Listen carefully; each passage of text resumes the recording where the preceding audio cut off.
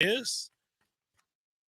Absence makes the heart grow fonder. I missed you guys. I missed talking. I missed catching up, and it's been a lot to catch up on. By the way, on Twitter, it's at Jay Cameron Show. And if you're in the chat, yes, we're live. Obviously, we are live. So let's get to it. Let's get to it. The Noles winning. Hey, I want to start there because we actually can do that now. I mean, it's starting to get interesting. Florida State goes on the road, tells Miami to suck it yet again. They do an awful lot of that, and Miami has no choice but to oblige, as it's been rough for the Canes. They are not a match for Florida State basketball, typically, and that just continues to go on. If you think about it, Florida State is very comfortable in South Florida. If you're a Florida State fan and you're wrestling with the idea of where it is you want to go to a road game, anytime we play Miami on the road, you should pick that one because we win them. That's what we do. Florida State has won for the sixth straight time in Coral Gables. You would think Miami would show up. I mean, after all, they were a Final Four team a year ago, and then they couldn't beat Florida State at home that year either. It just doesn't seem to matter. It's our home away from home. No other ACC team has accomplished that since Miami joined the ACC. So if you're Miami, you're like, we're going to join the ACC and we're going to do a lot of winning of the conference. And, of course, that didn't happen in anything, in any sport, anywhere. They didn't do any of that. But then, not only that, you think, well, we'll be good at home at least, and especially against our rival. Nope, don't do that either. Not at all. Nope, Florida State owns that ass and continues to own that ass. And they entered that game last night on a 4-game winning streak. And if you go back, you look – since the calendar turned to January, Florida State's played really well. I go back to the post-Lipscomb game, and that it seemed like the season was over. There was no reason to talk about this team, and I'll tell you the reason there was no reason. It wasn't just because they were losing, but it was the way that they were losing. Didn't play real hard. Yeah, they had some guys that were banged up. There were injuries. That matters. But they also just didn't try real hard. And I can't get down with that. I can't talk about you. I can talk about you if you're bad, but you hustle and you work and you do all the things, right? You're doing everything you possibly can to try to win. I can support that. I can look around and say, they just got to get better. They just got to get better players. They're not deep enough. They don't shoot well enough. They can't stay in front of opposing guards. We don't rebound. Whatever it could be, right? Like you can look around and you can see all that and you can say, okay, but they are trying. But they weren't really a group that played well together. They didn't seem to be a team that liked one another. But it's happened. Whatever it was, I'm not there. I'm not at practice. I don't know what it was besides getting healthy, getting Primo Spears into the rotation, and then, somewhere along the way, along the way, they figured out that playing hard will go a long way. And one of the reasons it does, because they're very, very long and they're athletic. They're long and athletic. They're getting back to running waves of dudes at you who are also long and athletic. Guys are figuring out their roles. Guys kind of get an understanding that, all right, this is what I'm here to do. I don't have to do more than I'm being asked to do. I just need to do this thing. Baba Miller continues to emerge, and here we go. And it's been fun to watch them play this way because now not only are you in the midst of this win streak, now we wonder aloud, all of us do, how many more straight can you win? Can you get to a place? I was asked last night. I watched this game laying in bed, and I've been doing a lot of that lately. Sorry I've been absent. Believe me, I don't want to be. But most of the time when I've watched things in bed the last couple of days down for the count, it hasn't been enough to engage me. Not even the Bucks late in the second half dominating Director Matthews' Eagles was enough for me to stay in for all 4 quarters. Midway through the fourth, once it was obvious that the Bucks were going to win, I fell asleep.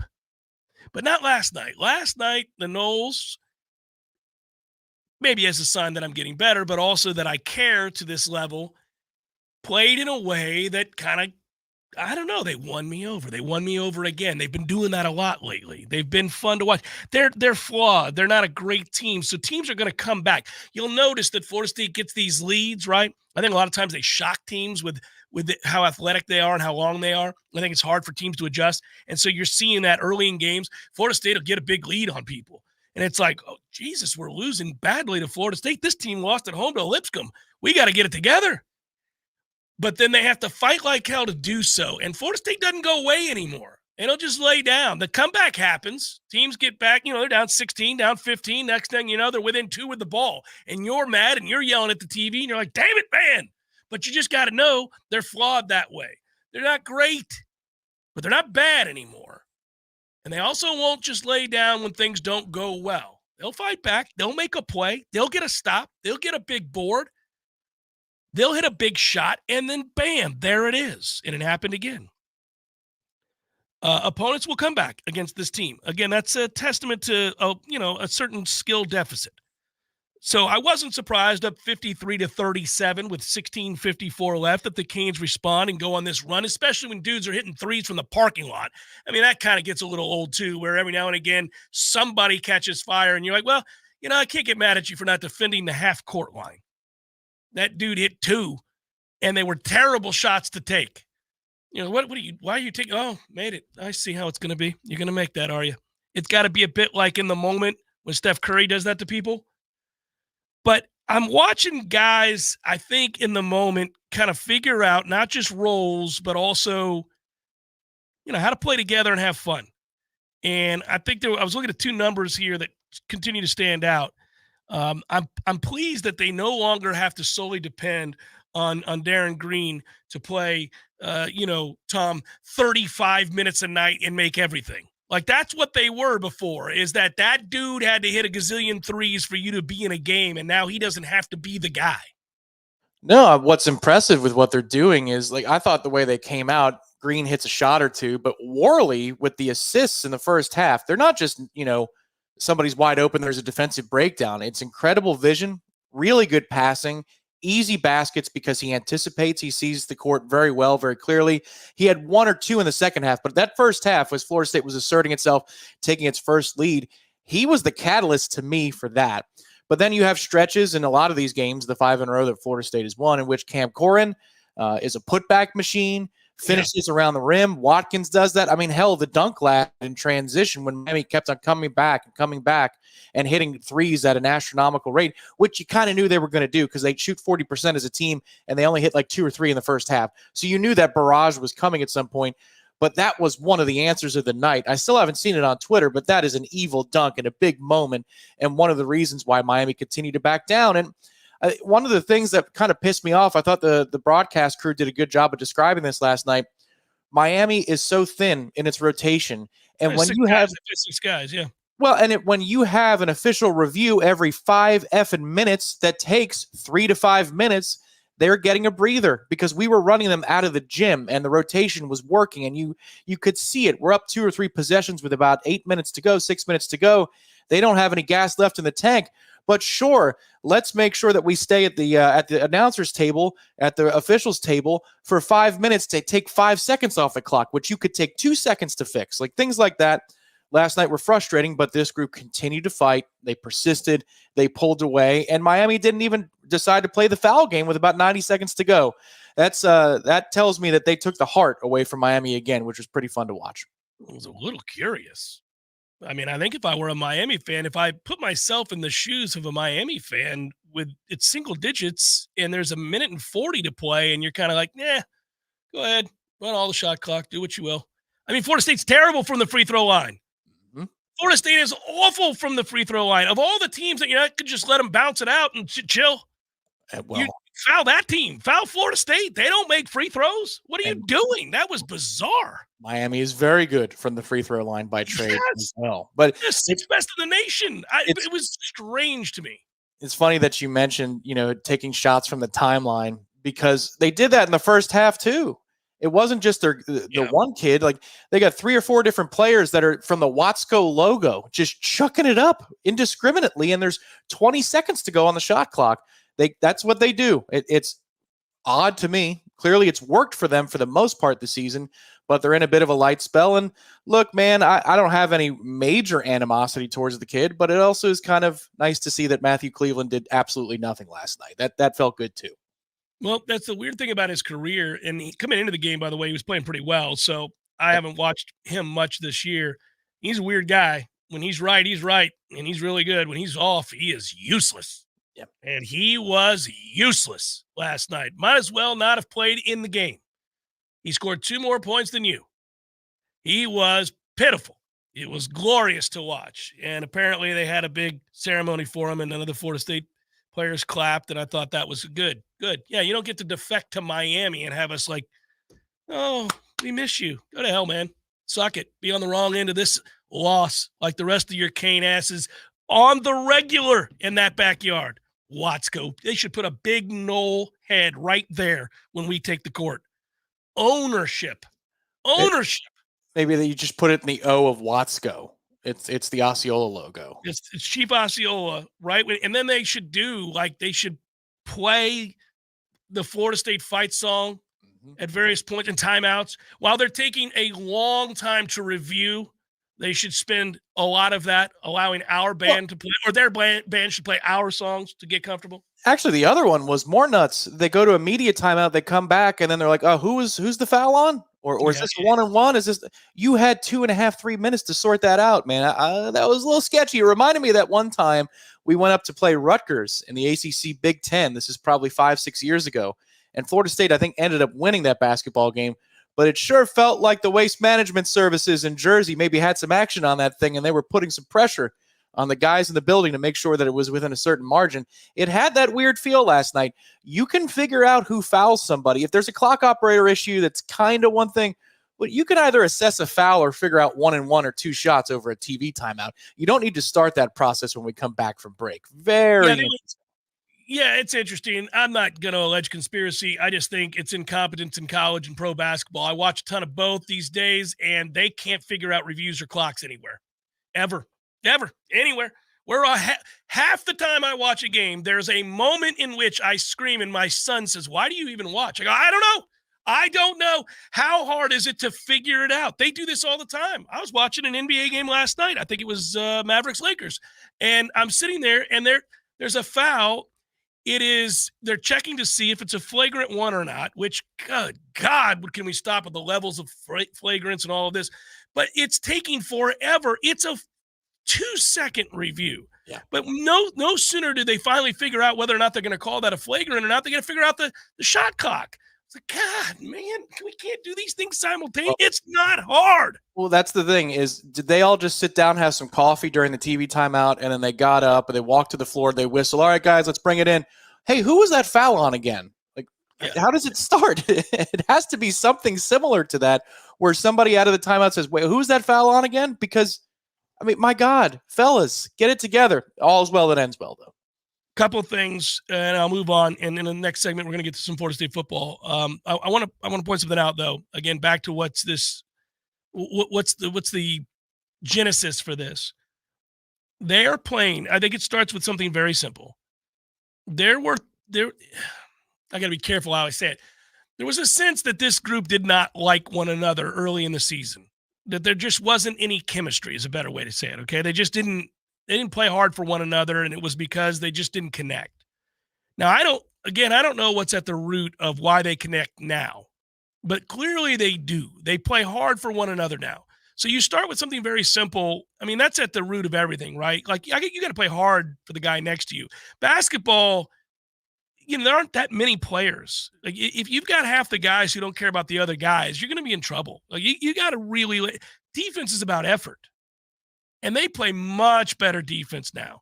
They move. They attempt to get in front of people. They're not great at – when they get beat, they get physically beat. But they don't get beat because they're just standing still.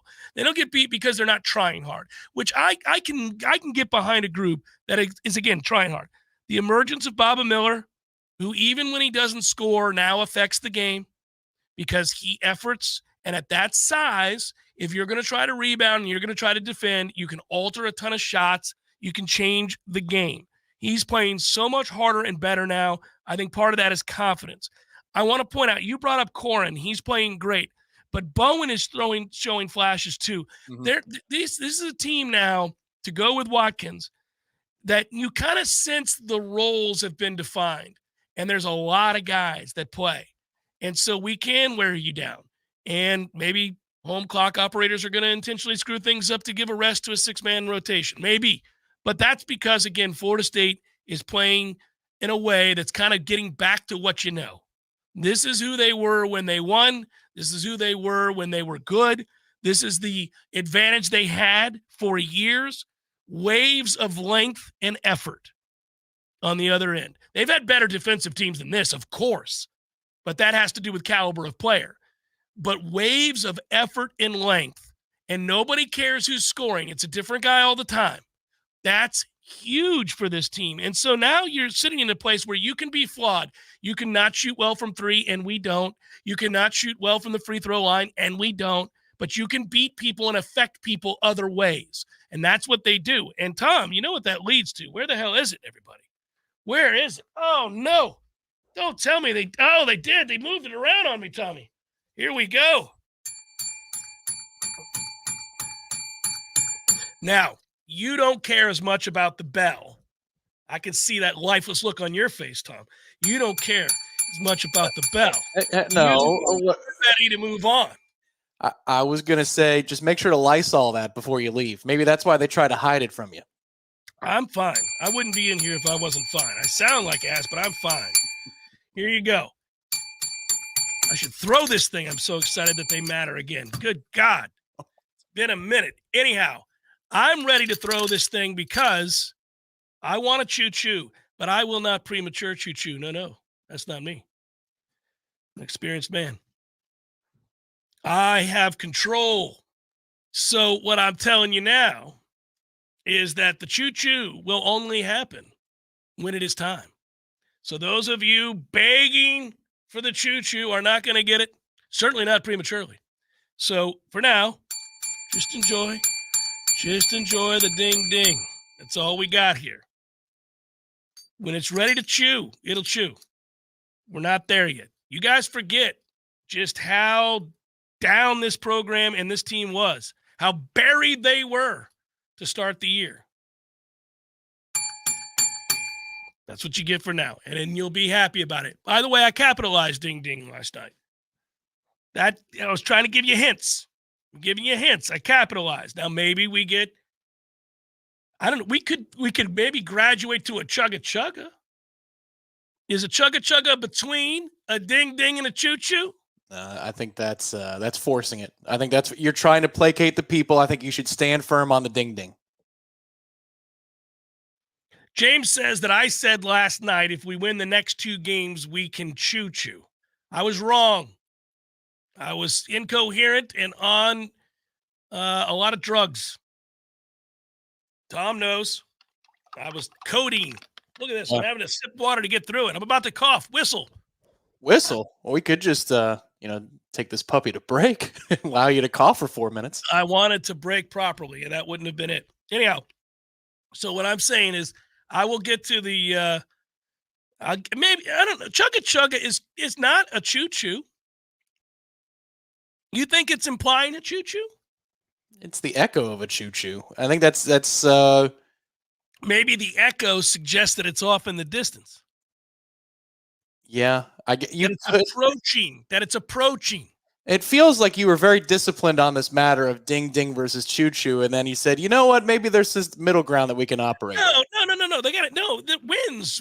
It's about amassing wins. You got to earn it. I mean, they keep winning. They're going to earn it at some point. It's off in the distance. It's not, impossible. Like 3 games ago, I was like, no, guys, don't do it. Don't even get your hopes up. Stop pretending that this is going to happen. It's not going to happen. Just enjoy the fact that they're not getting buried every time they play. Just like things are getting better. Now I'm kind of like, all right. Well, now you can actually go into games. Like go into this weekend's game against Clemson with a little, get you some, with a little what for? Let's have some energy at the TLC Double C for the first time this year. Have you seen the games at the TLC Double C this year? There's 17 people there. Just old people thinking about the end of their life. scared. It's cold. Games are not really all that exciting. Folks are just kind of looking around. You know, that we can't have that. This was a place that meant something. So maybe this weekend, this winning has led to the first game this year where people will be here and excited to be here, excited to be there at the TLCCC. A 4 p.m. tip is a good time. That's really nice because you can do whatever you want to do with your day, you can do. If you got things you need to get out of the way to please the family, make sure that they're all set. You've got the morning to do that. Hell, even a little bit into lunchtime if you need it. If you don't, and let's say you wanted to go play 18 and then go have a nice long lunch. 7 degrees. Nobody's playing 18, but go ahead. It can be done. It has been done. If you want to have, I don't know, maybe there's a couple of whiskey bar restaurants very near to the TLCCC. You have lunch, you go to the whiskey bar, enjoy a couple of those, and then walk into the building. However you want to lay out your day with a 4 p.m. tip, it's right there before you. And you're not going to be out too late either. So you're not going to catch some flack on the back end. It should be a very festive atmosphere. I agree with you. I think this weekend is going to be a perfect tip time and celebration and win over a Clemson team that has a higher net ranking than Miami. It's a vital win. If you get it, you keep the streak alive. Momentum continues to roll. Belief continues to build. Good times. Florida State football conversation next. Jeff Cameron Show, 93.3, Real Talk Radio, Warchant TV. I'm Robert, and I'm a general pest technician at Paul's Termite and Pest Control. I have a fantastic job working for an amazing company. Every day, I take great satisfaction in knowing the work I do helps protect the health of the customers I'm honored to serve, and their pets too. Many are now my friends. Paul's is a local North Florida-based company, and they are constantly teaching all of us techs about the ever-changing needs of our unique part of the world. I'm Jay, and having the privilege to work with people like Robert and all of our employees is truly an honor. There is no doubt that the staff of Paul's Termite and Pest Control is the best in our industry. All of our people are local, and local really does mean something. We're North Floridians. Our kids go to school here. We shop here. We build relationships here, and we honor our commitments. To all of our customers, thanks for trusting us to protect your family, pets, and home. For the elimination of termites, any other pests, and a greener lawn too, call Paul's. We'll get them all. Hello, I'm Dana Brooks. And I'm Jimmy Basic of Basic Brooks Law Offices. Traffic cameras are everywhere these days. And Basic Brooks is partnered with RoadProof to get access to all their vast network of cameras. This is a valuable tool to help us search for evidence that could help you if you were involved in an accident. If you've been hurt in an accident, call Basic Brooks and we'll find out if the proof you need is out there. Call Basic Brooks and we'll do everything we can to help you come back stronger. Call us now at 850-777-7777. Zaxby's Sensation Salad is so much more than a plain old salad. It's a salad, which begs the question, at what point does a salad stop being a salad and become a salad? Is it when you add Zaxby's fried chicken to it? Crunchy wontons? Asian slaw? Citrus vinaigrette? Teriyaki glaze? Sweet and spicy sauce? Or is it when you top it all with a handmade perfectly fried egg roll? Without a doubt, the egg roll. The Sensation Salad, only at Zaxby's. Hey, no fans, our partner ISF Inc. is a national management and IT consulting firm located right here in Tallahassee, Florida, solving the future for state governments through strategy, process, and technology. As a trusted advisor for state governments, ISF knows the importance of defining a clear and detailed strategy. Our friends at ISF can help your organization create a strategy that sets you on a path to success. ISF, your vision plus our expertise brings your brilliant ideas to life. Visit ISF.com to learn more. ISF, solving the future. There's nothing like relaxing in a hot tub after a long day. But if you don't have one, you're truly missing out. Hot tubs and spas have tremendous health benefits, besides just helping you relax. Like improving your sleep, they help with pain relief. They help to better your cardiovascular health, and so much more. And this season is the perfect season to finally buy what you've been wishing for. Pinch and Penny Pool, Patio, and Spas has the hot tubs you need for the price you want. Come shop our huge 12,000 square foot showroom and save today. There's over 50 hot tubs in stock right now, so you won't have to wait weeks on end for that delivery to finally come to town. If you're ready to relax, we're here to show you how. Pinch a Penny Pool, Patios, and Spas. Come visit our used showroom at 2473 Greer Road with over 50 hot tubs to choose from. You'll be glad you did. We all want more energy, more strength, more results. Well, welcome to Orange Theory Fitness as you take a step towards feeling more alive today. Backed by science, Orange Theory's heart rate monitored workout is scientifically designed to keep heart rates in a target zone, spiking metabolism and increasing energy. Orange Theory Fitness is a one-of-a-kind group personal training workout resulting in more energy, visible toning, and extra calorie burn for up to 36 hours. Experience a more vibrant life today with Orange Theory Fitness. To find out more, go to orangetheoryfitness.com. The Jeff Cameron Show is a production of the Warchant.com Multimedia Network. Check out Warchant.com today for the latest news in...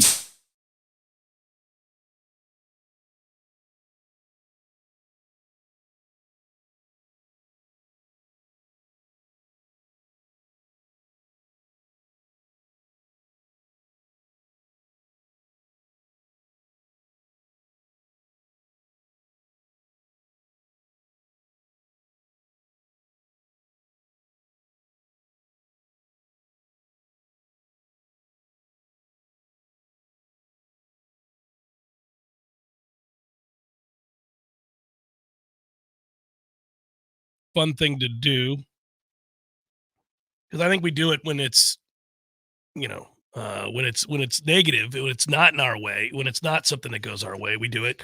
So now I'm doing it in a more positive way, and that is, if you go to warchant.com and then you go to the recruiting page. Speaking of which, tonight, Michael Langston recruiting show, correct, Tom? That is correct. 6 p.m. tonight. 6 p.m. for the live recruiting chat on Warchant TV. It's a good thing. We're doing a good job right now. It's going to be exciting. It's a good conversation to have. Recruiting conversations are, a lot more fun when you're kicking ass and you're in the running for guys and you're flipping dudes and you're stealing Alabama commitments. That's when it's a lot of fun to do. I love this idea of Alabama getting angrier by the day. I said it yesterday in the brief conversation you and I had, but isn't it fun to watch Alabama have to learn how the other half lives? How you don't just get the pick of the litter? How every guy you want isn't a 70-30 proposition that you're going to get him?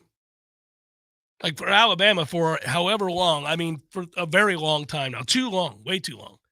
It's been like, picture yourself as a legitimate Alabama fan. First of all, you're spoiled beyond reason. Hey, I'm not mad at you. Whatever. You got lucky. You got Nick and it worked out. But you're driving around. This is your life. You're driving around thinking about football. You're thinking about, you're not thinking about much. You're in Alabama, but you're driving around and you're thinking about football and you're thinking about Nick and you're thinking about how much you love him. And then you hear a name of a 5-star kid in high school. And as you drive, you come to the red light and go, we're going to get him too. We're going to get him too. And then you call your buddy. And he picks up the phone and he's like, did you hear about that defensive end? He's a 5-star, 6'4", 6'5", long reach, 270 pounds, quick twitch though. Everybody wants him, but we're going to get him. And then your friend goes, we will get him. We will get him. And then you know what? I bet you the day after that, we'll get another announcement that the number 1 offensive tackle in the country wants to come to Alabama. Yeah, I think that's true. You want to go fishing? And then they hang up and everybody goes about their day. They get fatter and they think about taking their fat into that stadium to watch a ton of wins with the best players in the country repeatedly. And then they, somewhere in between getting fatter and fishing and going into that stadium and thinking about winning games, they get news of another recruit that they want and they're probably going to get him. And then they call that buddy again, and then he calls another buddy, and they have the same conversation. And they go, yeah, we'll get him too. And if we don't, we'll get the one just below him. And now, maybe not. Maybe not. And now, the system isn't right. The system is broken. Got to fix the system. And it's fun to watch. The rest of us, that is everybody else, looking around going, oh, you don't like it. Sucks, doesn't it? Sucks. They've decided to declare war on your roster. God's gone. You're effed. You're going to go back to being what you were prior to Nick Saban, which was, every now and then and again, every now and again. Kind of mattered here and there. Once in a while. Most of the time, not. You were arguing about DuBose or Shula. You were missing the days of Bear Bryant. I mean, this is where we're going to be. And don't not enjoy that, everybody. Let it wash over you every day. Go on their boards and read how angry they are. Listen to the redneck fury. Listen to the frustration of not getting every single player that you thought you were going to get. Feel the desperation in the air, the false bravado, the pushback, the blowback at anybody and everybody that decides to saunter on into your backyard and just take a player because they feel like it. What do you mean Mike Norvell's here again? Looking at who? What is going on? What's wrong with him? Why does he hate us? First, he turns down our job, and now he takes our players. Yes, that's exactly what's going to continue to happen. It's glorious. Suck it. Watch as you're powerless. You got a quarterback that can't throw. Receivers decide, I don't want to play with a quarterback that can't throw. At least not one who can't throw accurately. To quote Jimbo Fisher, he can throw it extreme distances. Great distance. A lot of distance. So here's the exercise that's fun. Grab your sheets if you want, or you can just go to the internet. You don't have to print the internet, as they say in the commercial. And you can just go to the transfer page. Just go to the transfer page. And you see DJU, and you just say it out loud, and you think about what it means as a bridge quarterback and what he is and what he represents. And then you go, Marvin Jones Jr. I like it. All right. And then you go, oh, my God, there's a linebacker that we stole from Alabama. What? And then you go, and there's an offensive lineman, Terrence Ferguson, that we stole from Alabama. That's awesome. And then you go, well, who's next on that list? Malik Benson, a wide receiver that you stole from Alabama. Awesome. And then you go, there's Jalen Brown, wide receiver you took from LSU. And there's Earl Little Jr., a defensive back that you took from Alabama. It's great. And then you go, look at this Williams kid. Look at this running back we took from Alabama. Awesome. See, it's more effective when you do it out loud. And you just say it over and over. Look at that. Where's he from?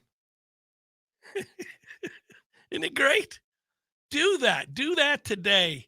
And then think about, perhaps have a little pity in your heart or not, for those poor bastards driving around the backwoods thinking about what their life is now. It's not going to go so free and easy. It's not going to be so smooth. I didn't name all of the transfer portal players, of course, just the gazillion that we've taken from Alabama. But that list of players, some of which are proven, some of which we think will only get better. If you think about the track record and the hit rate that Florida State coaches have, all jokes aside, on transfer portal players, it's better than most. It is certainly better than most. And if you believe that they will give guys opportunities that they may not have had, and that they will be developed in the same way that Jared Verse was developed, or Kiera Thomas, or you name your players, there's a lot of examples. And you'll see how they developed Johnny Wilson, who had done nothing prior to coming to Florida State. And you'll see, you go through and you look at all these guys and you go, okay, I like our track record. I like the way we develop guys. I like our hit rate in the portal. Now look at the caliber of player and the amount of football they've played and what they were coming out of high school. Man, what you see is an infusion of talent and a raising of the floor of talent that again suggests Florida State will take another step forward on the heels of a 13-0 season. But they have to. They have to if they ultimately want to play for and win national championships. They certainly have that opportunity. And you can go back and look through all of it, but I always just kind of start the day thinking about the poor fat ass in Alabama and his frustration. Take a sip of coffee and then read the names. That's a good way to start your day. Some people, I don't know, the affirmations, whatever they do, that's mine. I take a sip of coffee, I think of the fat ass in Alabama who's frustrated, and then I look at the names. And then I hope we sign more kids that Alabama wanted. It's Jeff Cameron Show, 93.3 Real Talk Radio, Warchant TV. Tuesday around 3:57 a.m., firefighters dispatched to a multi-residential structure fire located in the 1800 block of Kelly Street. Upon arrival, TFD says heavy smoke and fire was found coming from a single-story duplex. Crews immediately began to extinguish the fire and search for anyone possibly inside the residence. According to the fire department, all people were out of the structure, but one dog did die on scene. Another was rescued from the residence. TFD says the cause of the fire appears to be electrical. The Leon County Sheriff's Office responded to Rivers Bank Way in Northwest Tallahassee Wednesday morning after a report of a deadly shooting. Friends and family members confirmed that Rudy Jackson Jr. was the victim. A spokesperson with LCSO said the incident appeared to be domestic. Details on what led up to the shooting have not been released, and there is no suspect information currently available. This is Rachel Linney with your Real Talk 93.3 Local News Update, brought to you by Macklemore Systems, Tallahassee's go-to Mac store. Check them out online at MacklemoreSystems.com.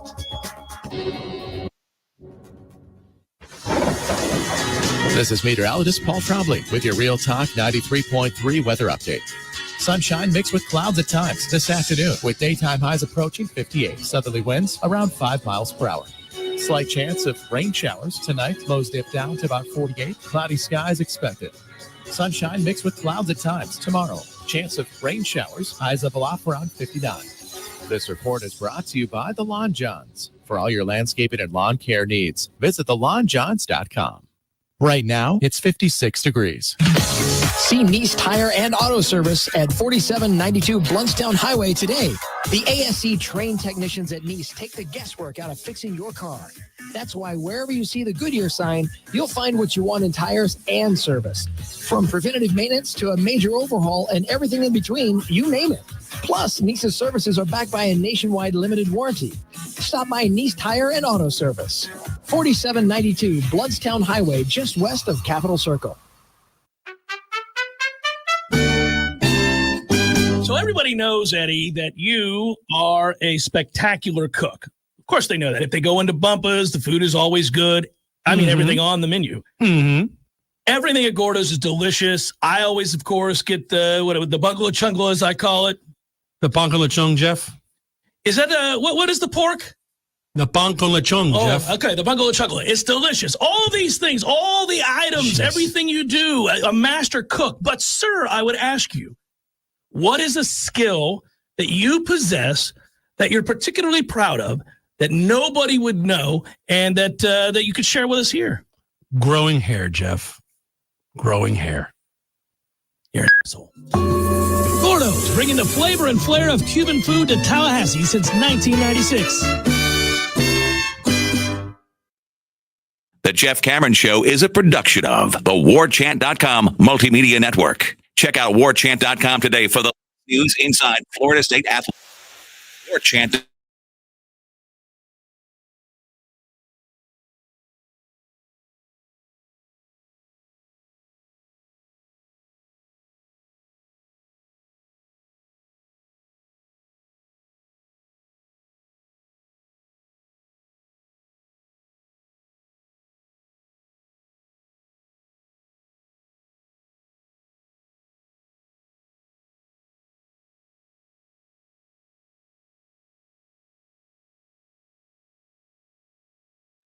I found that some of this interesting, and we didn't talk about it because I was sick. So we should probably talk about it now, and I think we'll probably have an opportunity to talk further in this. But the ACC filed an amended complaint adding, if you will, offensive claims against FSU, claims seeking monetary damages.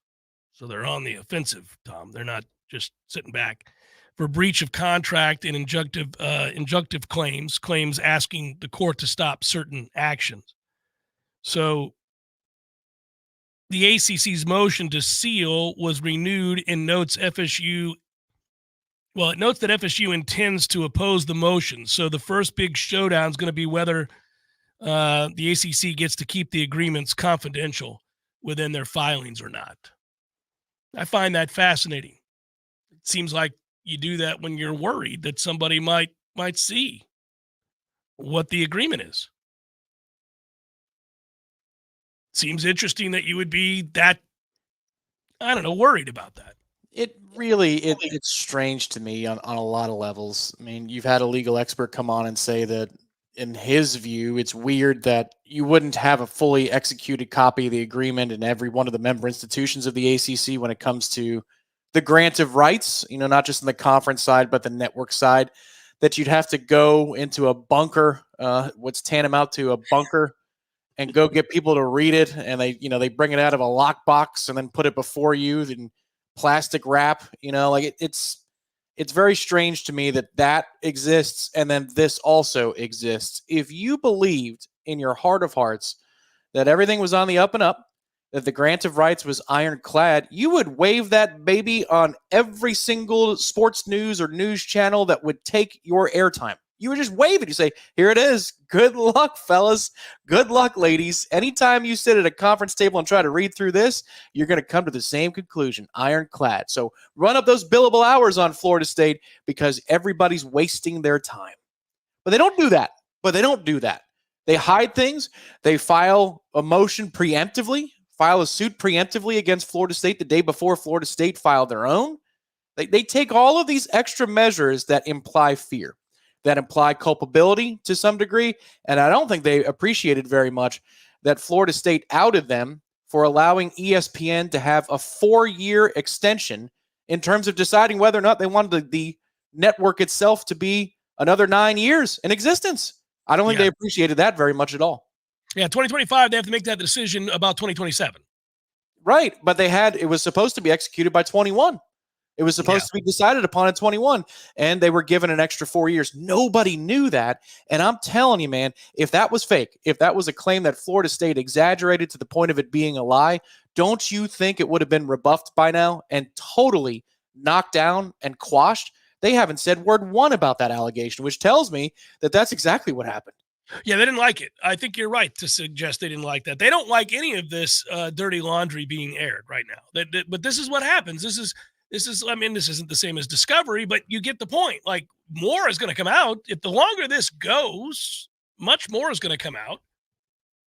And I also have said this to many people, and that is that I don't think Florida State would have gone ahead with the lawsuit if they didn't have it on good authority that they had a landing spot in one of the two.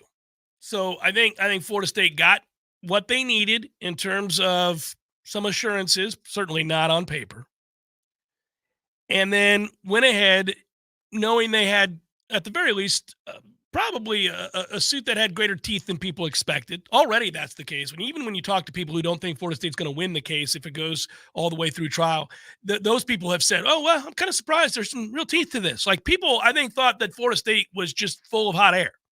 Correct. Every tooth in the mouth of this legal beast gets you out of the conference for cheaper. That's the whole thing you want it to be like a shark where you got rows and rows of these puppies, and maybe it's not quite that. But I feel like every legal argument that you can make that holds some water or has an individual who's a litigator go, woo, didn't know Florida State had that much for the ACC, that makes the settlement cheaper. I still think it's going to be a settlement at the end of the day. This is something we've talked about since Texas and Oklahoma announced that they were leaving a year early, and they were switching networks, and they were doing all of that trading between Michigan and Texas, who gets the home game, and then the settlement for $50 million per school against future earnings. It was, what's the number? That's what this always was about, is what's the number going to be? I suppose there's an outside shot that Florida State could get out of this for free and clear, but I don't even think they entered these proceedings with that intent. They're just trying to get out for pennies on the dollar, and they might be able to do it. Yeah, I don't think they suspect that they'll get out scot-free. I agree with that. I think this is meant to bring people to the table. It'll be interesting, though, because anything that is agreed upon, let's say a number, the confidentiality agreement that would have to be signed here in this situation is one that would be, you think that the grant of rights was under lock and key in a way that was bizarre. Imagine that agreement, because that agreement spells the path to freedom for everybody else. And it also speaks to the demise and eventual end of the ACC. Well, the other part of this that, look, I love everybody in the fan base dearly, because we're all in this together, especially after the snub. Like, you feel a togetherness, but I don't quite go as far, radically speaking, as to say that the ACC and ESPN are in cahoots to screw Florida State. I think if ESPN could dissolve the ACC agreement and save some money and take the best teams and put them in power conferences, They might, yes. I think that would be their ultimate intent, but they can't do that because they would get sued. ESPN would get sued. I think that's what they would want. If you ask them in a private moment, can we stop paying Pitt and Wake and Boston College? And what if you just took North Carolina, Clemson, Florida State, and maybe Miami, but you took those brands and you put them in the SEC? Would you do it right now? Oh, hell yes. We would. Yeah, you want to hold that massive Southern audience that you have. Absolutely. So while I believe that's true, I also think that maybe the reluctance to share this grant of rights might be coming from the network to a degree, because if this gets broken, then they've got to rewrite and spend all sorts of billable hours on the SEC contract, on every subsequent contract that they're working on. So I think that there's a fear on the network level that if this gets challenged in court and broken, that nothing is sacred, that it's almost tantamount to there are unlimited transfers. Well, you probably speed up the process of the semi-pro /2 super conferences. We get to the number faster. Is it 48? How many teams are playing big boy football, and where are they? Does Fox or ESPN have them? That's what that does. It just speeds all of that up. Instead of playing this game out a little bit longer, you get to a place where you're like, okay, anybody can leave anytime, apparently. So this is what's going to happen. Well, what's curious to me is, I get it. The answer is there's a commissioner's office and there's centralized governorship of the league that they're televising. Like, that's the simple answer. But even with that said, the networks all work together to break up the NFL package, and they don't seem to have issues. You don't hear about bickering behind the scenes between Fox and CBS, NBC, and ESPN over Thursday night football, or who gets the wild card games or the highlight packages or anything along those lines. They seem to work together just fine. They do so as well with golf. I know that's a sport that's got its own issues, but you're talking about, early round coverage, afternoon versus primetime coverage. Like, these networks have worked together before to make this all work together as a big picture for the professional leagues. So I would think that Fox and ESPN, if they're the real puppet masters here, could legitimately sit down in a boardroom and talk this over if they wanted to. It's not such a toxic relationship that college football puts them in a place where they hate each other in the way the NFL doesn't. I don't think it's like that. Eventually, you may get to a place where they feel the impetus to do that. We're not there yet. So for now, it's about who has the best assets, which would garner the greater television deal. Yeah. And obviously the most amount of money. So let them fight that out. If they're going to fight that out and it's going to take more than, say, 5 to 7 years, then Florida State can't be here, while that happens, because all the while you're falling further and further and further and behind. And when you eventually enter the race, you're really buried. So that's kind of what we talked about at length. And this will be fascinating. Each time there's an update on the case and what it means, anytime you read something about what the ACC is doing or what Florida State side is doing, you certainly wonder, okay, well, what does it mean? Well, we're asking attorneys and getting a sense of what that means, and we'll always relay that to you. If it's particularly interesting, we'll talk about it on a YouTube video, or we'll have a guest on the Jeff Cameron Show, whatever it might be. To answer those questions. But that's kind of where I think that was yesterday. And I find that fascinating, that the next big showdown is going to be whether or not the ACC gets to keep the agreement confidential within their filings. What if the answer is no to that? Yeah. Right. Does that mean that they want to race to a settlement table? Like, what are the details behind the scenes that you're so scared about the world knowing about? That's the simple question, I would say. Like, what are you so afraid of if you're the ACC? That there's going to be gross negligence that comes out in the crafting of these documents? That you were bluffing all along? I don't think that that's the case either, because Florida State would have sent a legal team up there and we'd already be in a different conference if the grant of rights didn't have any teeth itself. So what are you hiding then? I do like that that they're mad. They're very, very angry. I mean, you don't do what they just did. Like, you know what yesterday was? And another thing. That's what yesterday was. That's you and your wife in a fight at 9 a.m. And the next thing you know, it's 2 p.m. and they've been stewing on something all day and you haven't resolved the debate and you're going to talk about it over dinner is what you agreed to, but they can't wait because they thought of something else. And as you walk by the kitchen, and I'll tell you something else. You're like, wait a minute. What are we doing? That was the ACC yesterday. But the thing is, a therapist would say they're yelling at themselves. They're not really yelling at you. They're yelling at themselves because why are you mad at us for sucking? You can't be mad at us for sucking. I just think it's awesome. That's when I read that, I was like, oh, you're still pissed. Like your ex is going about their day. They're like, I'm going to call that son of a bitch right now. Hey, I got to go. I'm in a meeting. Then I'm meeting Sarah. Have a good one. Click. That's us. Like, you son of a... Hour number 2 coming up.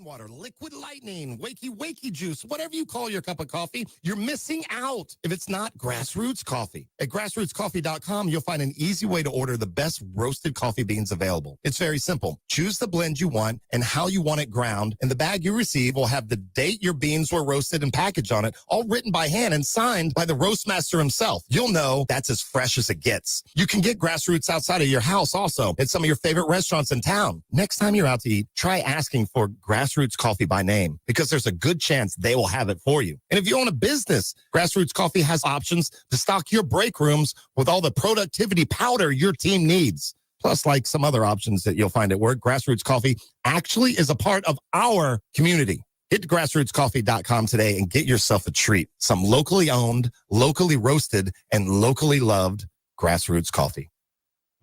Excellence defines us, so we'll never let orthopedic pain and injury define you. TOC is a physician-led team of fellowship-trained specialists providing the highest level of orthopedic care in the region. With 12 centers of excellence and TOC Now urgent care clinics, our patients access affordable expert care fast. TOC, only experts. Schedule an appointment at teamtoc.com. Widden Glass has been taking care of business since 1945. When you call Widden Glass, you're dealing with experienced, reliable professionals who offer only the best. Like Widden's top-of-the-line bath enclosures that provide style and luxury at an affordable price. Eye-catching storefronts are a specialty at Widden Glass. We'll help you design it and install it. Widden Glass, the first name in glass replacement. Call 222-5781. Hey, Jimmy. Yeah. You got one of those new cars that keeps you in the lane when you're driving or slams on the brakes if you get too close to another car? No, I don't like that fancy technology stuff. A lot of people don't. It's called lane departure warning and forward collision alert. And all that fancy stuff is attached to your windshield. So if it gets damaged, you need a qualified company like Seminole Auto Glass to replace and recalibrate your windshield. But don't call your insurance company. Just go to SeminoleAutoGlass.com and upload your insurance card. Hey, Jimmy. What? Did you know that Teslas come with a unique new car smell? They call it Elon Musk. Oh. Better call Seminole. There's fun to be had every night at the Corner Pocket. Take-home prizes on Trivia Tuesdays and Beer Bingo Thursdays. And kickstart your weekend with Martini Fridays. Plus, happy hour runs every weekday and game day specials every time the Noles take the field. Watch all the best games at the Corner Pocket's Vegas wall, featuring 560 inches of flat-screen TV heaven. Oh, really? The best food, the best drinks, and the best place to watch all the games. Tallahassee loves the Corner Pocket.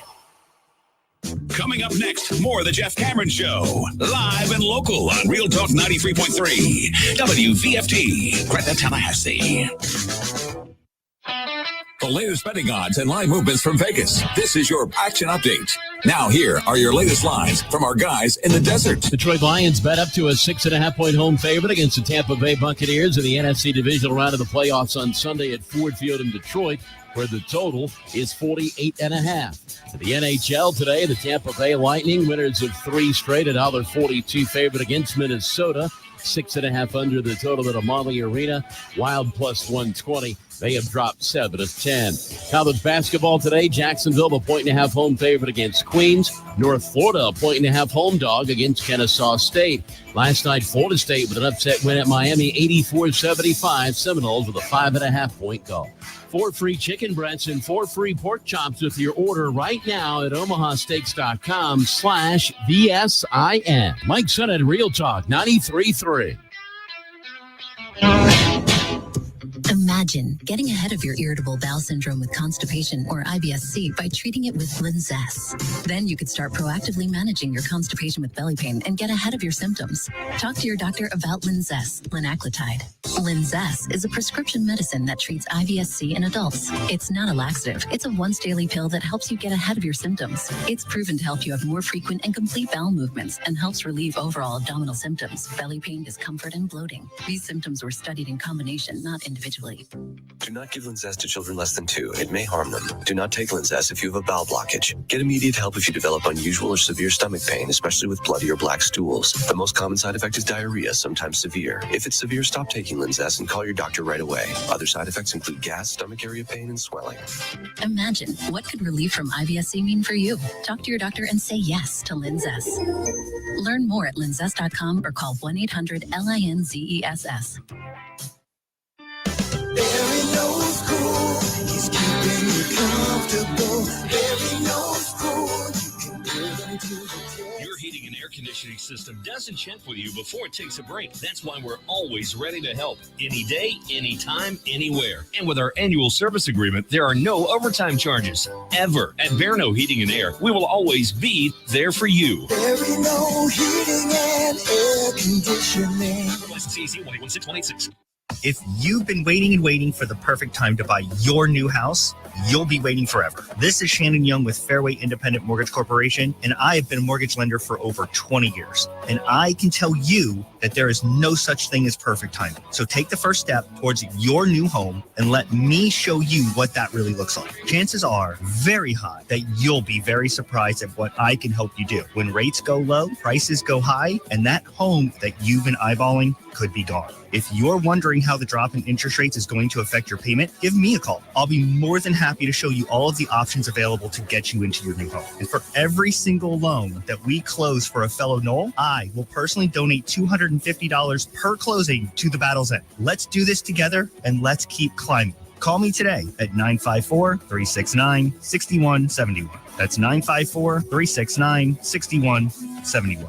Or you can find me online at loansforknolls.com. That's loansforknolls.com. Equal housing lender. NMLS number 373031. We all want more energy, more strength, more results. Well, welcome to Orange Theory Fitness as you take a step towards feeling more alive today. Backed by science, Orange Theory's heart rate monitored workout is scientifically designed to keep heart rates in a target zone, spiking metabolism and increasing energy. Orange Theory Fitness is a one-of-a-kind group personal training workout resulting in more energy, visible toning, and extra calorie burn for up to 36 hours. Experience a more vibrant life today with Orange Theory Fitness. To find out more, go to orangetheoryfitness.com.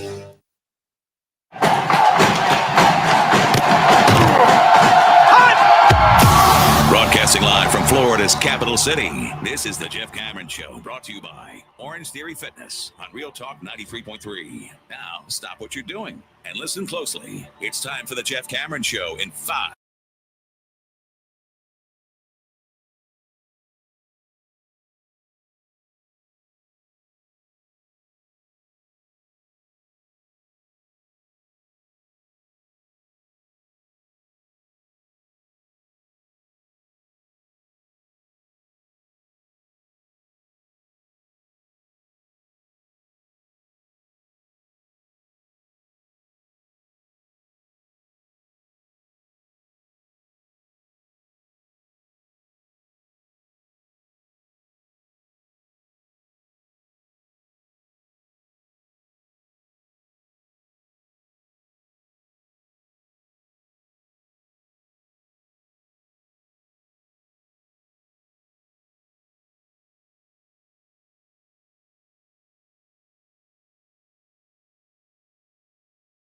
which had to do with starting the show with that big win last night for Florida State basketball. And a great start to the game for Florida State on the road. They carried that, a couple of big rushes for Miami, but they could never get over the hump. And Florida State's depth wears them out. And now it's 4 o'clock TLC Double C this Saturday, which for a guy who's been kind of out of it and off the reservation for the last few days, it doesn't even hit me that that's like not tomorrow, but the next day. So here we go, 4 o'clock Saturday, couple days from right now, and that is a talented Clemson team, but they are coming in here after a double overtime loss to Georgia Tech. They are 2-4 in the ACC, so they're going to play desperate, and you'll get their best effort. This is put up or shut up for them. You don't want to go 2-5 in the ACC, so they've got to come in and play well, and for Florida State to win, they'll have to do it. But if they do, they'll continue to sit atop the ACC, which is crazy. This is a weird time because of the way the calendar shifts in the world of sports and how college football extends out further than it used to now. And, of course, the pros have taken over the calendar for the year. That never ends now. But as we sit here now, now that basketball matters, it's kind of cool to segue because you're going to go to a game on Saturday. If you're in Tallahassee, you're going on Saturday. We're all going. We're going to have a good time. It's going to be loud, boisterous, rambunctious. Haven't used the word rambunctious in a while. Who doesn't want to throw around with a little rambunctious every now and again? I think if you have cats, you say it. If you don't have cats, you don't say rambunctious. Nobody ever, the dog is rambunctious. You don't say that. You do if you have cats. So I'm just thinking out loud. A lot of folks are like, I say rambunctious all the time. I bet you have a cat. So anyhow, the TLC Double C will be rambunctious, and we'll all celebrate together because it hasn't been in some time, unless you were at a couple of the women's games because they're playing really well too. So that's good. That's good. And then you have playoff football, which is nice. It's nice. The Bucks are involved in playoff football, winning a game after winning the division after this year. Are you kidding me? That was a stunning turn of events. I'm buried. My mother's got me beat. That's it. That's all. Tomorrow she can gloat. You know, I didn't deserve it, and you know it. I did not deserve to lose that Rams game. They were better than Detroit. They should have won the game. They outplayed Detroit. Screwed it up in the red zone. I could just hear Jimbo Fisher over and over and over. Losing situations. And they lost situations down in the red zone. Hurt like hell. That cost me. And then, of course, I was contrarian and just took the Eagles because I needed to try to catch up, and I knew my mom would take the Bucks. So that's it. I'm out, right? It's 7. It's over. That's 7. So I think the best you can do is tie if you run the table. But if she picks the same game as you one time. Well, I'm going to tell you now I'm cheating. I'm going to pick every game opposite of her the rest of the way. So whoever you're picking, I'm picking the opposite, Mom. There it is. She could just say her picks. Come on and tell me who you want. I'm taking the opposite from here on out. Desperation. I will say, as one who owns 2 cats, I don't know that rambunctious is a word we use a lot, but we use kerfuffle if they're not getting along with each other. Like dogs they got into a kerfuffle. Yeah, dogs fight. Cats get into a kerfuffle. Yeah, I think that's well, your cats are old. If you had young cats, you would say they were rambunctious. That's true. I did get into this relationship when they were middle-aged, and now I have 2 senior cats. So they're mostly just sweet. That's it. Yeah. So there's where we are. That's where we're at, buddy. That's it's you know, a fun time, but I'm ready to transition to basketball, and the Bucks are probably going to lose to Detroit. That's where my mind's at. But we could beat Detroit, actually. Their ability to give up the big pass play. If Hall of Fame wide receiver Mike Evans can catch a football for once in his life, we have a shot to win in Detroit, Tom. I know you appreciated my texts the other night, laying in bed, sick as I was. Yeah, I mean, look, I don't need to read them. You can't. Yeah, you just want to hear the buzz. Like there's a drop like there was at the 3-yard line. There's a bit of an overthrow, gets his fingertips on it, and it doesn't matter. It's and that's my phone. I'm like, yep, well, I know what that is. Don't need to read it. Don't need to read it one bit. Now it's obligatory. It is. It is. But I would also say that he's got the worst hands of any Hall of Fame wide receiver in the history of football, and I believe that to be true. Right, and you describe his fingers as well, which is always fun. I do. I You call do? them something very specific that we cannot repeat here. That's correct. You don't call them. It's the opposite of a Zaxby's chicken finger. Chicken fingers. You don't have to go into Zaxby's when we're describing what bizarre texts I send you Well, regarding Mike Evans' fingers. I'm saying that the opposite of a Zaxby's chicken finger is what you describe Mike Evans' fingers as. So, like, there's a scale of fingers where one is not so great and then one is Zaxby's. And most assuredly, you're not texting me Zaxby's fingers when No. Mike Evans hauls one in. Now, if he makes a brilliant catch for a touchdown this weekend, I will text you Zaxby's fingers. Well, no. If he makes a if he makes a brilliant catch for a touchdown this weekend, I'm just going to type to you Zaxby's. That's right. It'll be a proclamation, just Zaxby's, everybody. And I will retort over 19 years. That's what I'll say, over 19 years. And I'll tweet back when you do. Golden Chief Booster, that is. That's right. And we will have played out the conversation, chuckle to ourselves, and remain in shock that he caught it. That is the bizarre aspect of Mike. This is true. Like, he happens to be our no-catching Hall of Fame wide receiver. He's ours.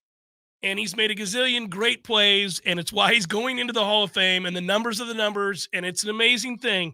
But I would really like to go back and look in the history of Hall of Fame receivers.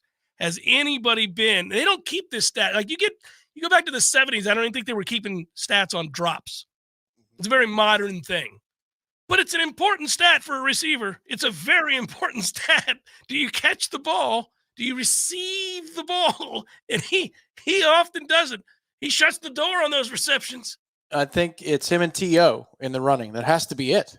I don't remember in my lifetime another receiver this prolific in terms of statistics who dropped the ball more often. I think T.O. and Mike Evans are on the same level. That's about it. T.O. did a lot in his early career, in the early part of his career. He had the famed drops in the game against Green Bay. And then he caught the one. He starts crying, coming over to the sideline, all that crybaby nonsense. But yes, I remember that. But later in his career, he caught the ball.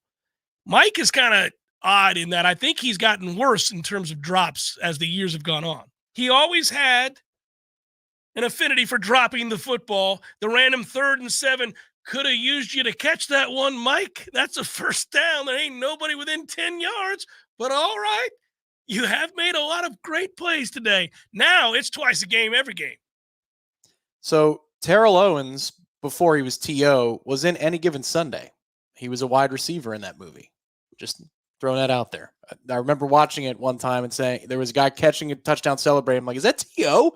No way. That's Terrell Owens. And sure enough, it was. He got that gig before he became, that's my quarterback, before he became the stud that he was for the 49ers and the Cowboys the Eagles, the Eagles.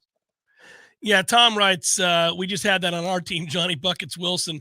The problem is Johnny Wilson, bless his heart, and I like Johnny Wilson, and he was a very good college football player, but he was never of the elite talent that is Mike Evans or Terrell Owens. I mean, Johnny Wilson's just a mismatch in college because of his height. He's not going to be an elite NFL receiver. He's going to be fun to watch at the NFL level, though, because I do want to see what his get off the line looks like against a professional corner. It's better than you think. And he also, the sad part about him, the back half of this season, there were more and more hands catches coming along before it all fell apart for Florida State from a health standpoint. But he was starting to do better in that regard. And he'll, as long as he cares to block the way he does. Oh, he can block. Yeah, he'll make a team, and he'll be a player for him. But yeah. For between that and the red zone mismatches, that dude is going to make a lot of money in terms of second contract, third contract. Those are skills. I look forward to watching what his career looks like. But man, yeah, Mike Evans is still running by dudes once to twice a game. And that makes no sense given how large he is and given that he's been in the league for 10 years. It's freakish. I mean, he is still electric. His top end speed for that size makes no sense. He ran I think a 4.5 in the combine. But when you look at the game speed, it's like he runs a 4.4. He runs past receivers on the regular. He also understands body positioning. He apexes the ball very, very well. He does a lot of things right, and that's why you get over 1,000 yards receiving every year that you've been in the league. It's why we, again, have high marks for who he is. But boy, oh boy, there's the one the other night. you're just like, man, it doesn't get any better than that. No, because Catch that. sometimes based upon how the quarterback releases the ball that something's open. Like there's just something about their body language, and it's not desperation. It's in rhythm. You're like, oh man, that's open. Even before the camera pans, like, somebody is open. And then you see Evans, and this is the ultimate moment for you. I go, oh, please. Well, you knew he was going to drop it. You knew damn well he was going to drop it. You thought there was a very good chance that he was going to drop that ball. That's why I said, oh, please. Yes. But, if it was Jalen Ramsey or Richard Sherman, he would catch it. That's the thing. Other than Lattimore, if he goes against a Hall of Fame type corner, he will catch that ball in that situation. If it's somebody like you don't know, probably hitting the deck. If the Ben's going to throw, Baker Mayfield will never throw a better ball than that. That was like, buddy, I'm putting it in the bread basket. You're walking in the end zone. Ooh, ridiculous. I'm like, how do you look uncoordinated? How are you a Hall of Fame wide receiver and you look uncoordinated? It's bizarre. I know you're coming up for air, but do you have any sense of how these games are going to go this weekend? You think it's chalk? Because I advanced, so I'm doing a redraft. And from a fantasy perspective with offense, this is kind of a light weekend in terms of finding guys other than Christian McCaffrey and maybe Amon-Ra that you say, these are dudes, they're most certainly going to produce it. There's a lot in the air. I think Bucs-Lions is going to be a high-scoring game. The Lions give up a ton of big plays. That the Rams move the ball up and down the damn field, did whatever they want. I think the Bucs, if they can keep Baker upright, will move the ball. But the Lions are going to be able to run the ball against the Bucs. So I would, circle Detroit to be able to run the ball against Tampa. Like, would it stun you if Stroud and the Texans are in that game in the second half with Baltimore? It wouldn't stun you. No, I think there's a bunch of nervous. You know who's nervous, oddly? I can tell you, I think the 49ers desperately wanted the Cowboys to knock off the Packers. The 49ers would have beat the brakes off of Dallas. Well, they would have played us. Yeah, so. No. It would have been 1-4. Dallas was 2. It would have been Lions, Cowboys, and it would have been Bucs and 49ers. No, but I'm saying, that's right. But so they would have, sure. Yeah. Well, they would have loved to have played us, that's for sure. Yeah. Because they would hammer us too. But the team you don't want to play is Green Bay right now, because in the second half of the season, Love has been a top 3 quarterback. Yeah. Yep. And without his number one receiver in Watson, who I think is probably going to play this weekend. Also, the problem is the 49ers play a ton of zone, and he's killing zones. I don't know. That could be an interesting game. I think I still believe that the Ravens and 49ers are headed for the Super Bowl. They probably are, and I hope that happens because you're going to get value on San Francisco in that spot because of the head-to-head matchup. Yeah. If you watched the game, you would see that San Francisco was doing whatever it wanted offensively. It's just its quarterback decided to turn the ball over a crap ton. But in terms of between the 20s, there wasn't that much resistance. People, when the Ravens are good, always think that it's the 2000s Ravens defense. Like that's what they are because of their old reputation. Oh man. If it's Harbaugh versus the old Harbaugh team in San Francisco, I think you're going to get some good value on the 49ers.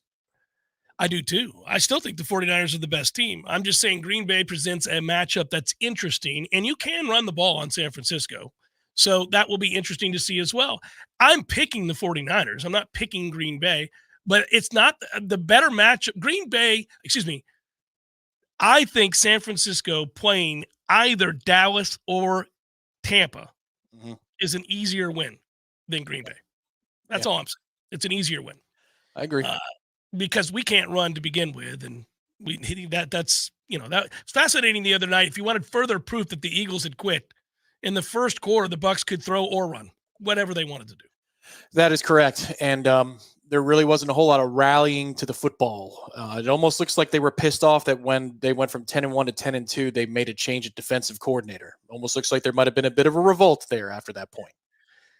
Yeah, and I don't think that a team that has a 10-point lead in the second half of the Super Bowl can fire their coach a year later. I know that's what everybody would want, but it would seem bizarre. So then you start looking inward if you're Philadelphia, or if you're a Philadelphia fan, and you say, who's really at fault here? Who's making decisions? Is this your GM? Is this your owner? Who's making decisions that would, to the extreme, watch a team go from 10-1 to what Philadelphia became, which just was bizarre. Disinterested? is a better way of describing them. Disinterested. Didn't look like they had a plan on either side of the football. So that's a fireable offense. So at the end of the day, I do think that you can't go well, you won't have another round of football as bad as this past weekend was for the NFL. Yeah. That was an ugly look. Every game you flipped on, and the only exception being the 1-point game. It just feels like you got a lot of 24-20 this weekend. Like it might be strange circumstances that get you to the score. It's not like you're going to have a whole bunch of 100-yard factory players, superstar players. I think there's just going to be a whole lot of wide receiver 2, tight end 2 type touchdowns. This feels like a kind of a blue collar kind of weekend. Yeah. The bets will happen. I'll get to several of them. Good. And we've got golf back in the fold, and I won some money on the Knowles last night, so it's a glorious time. That's all I'm saying. You can bet all of this right now, and the sooner we get sponsored by somebody who, like, I don't know, DraftKings or perhaps that group down in South Florida. Let's go. We got you all day, every day. Jeff Cameron Show, 93.3 Real Talk Radio, Warchant TV. This is Jamie McClenny with Trek Financial in Tallahassee. Despite the highest global interest rates in almost 2 decades, inverted yield curves, conflicts in the Middle East, and 3 of the largest bank failures in U.S. history, equities and bond markets have posted stellar returns for 2023. The Dow Jones, the NASDAQ 100, and the Russell 2000 all reached new highs as markets rallied on the expectations of Fed pauses, Fed easing, and Fed bank bailouts. Markets are going to do what markets are going to do, but a clearly defined risk management protocol can help to mitigate large drawdowns in your retirement nest egg. If you're concerned where all this might be headed, call me at 850-900-5200 and let's talk about ways to mitigate the risk in your portfolio. Make Jamie your first call for that second opinion.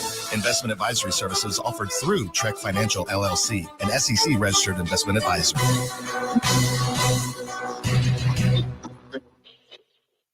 Tallahassee is full of rich history and traditions.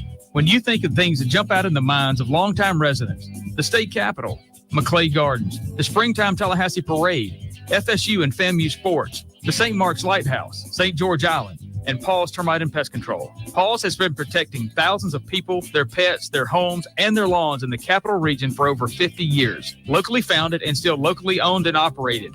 There aren't many businesses in our industry that keep it together that long. Paul's Pest Control has many customers we've been honored to serve for over the last 50 years. We've experienced tremendous changes in how we treat homes and protect the people that live there. We've moved from liquid termite treatments that require drilling into the home's foundation to Centricine, a baiting system which works with their natural biology. We've moved from interior service to exterior treatments for general pests. But one thing we're not going to change is our old-fashioned commitment to personal service for each of our customers, the same way we've been doing it for over 50 years. For the elimination of termites, any other pests, and a greener lawn, too. Call Paul's. We'll get them all.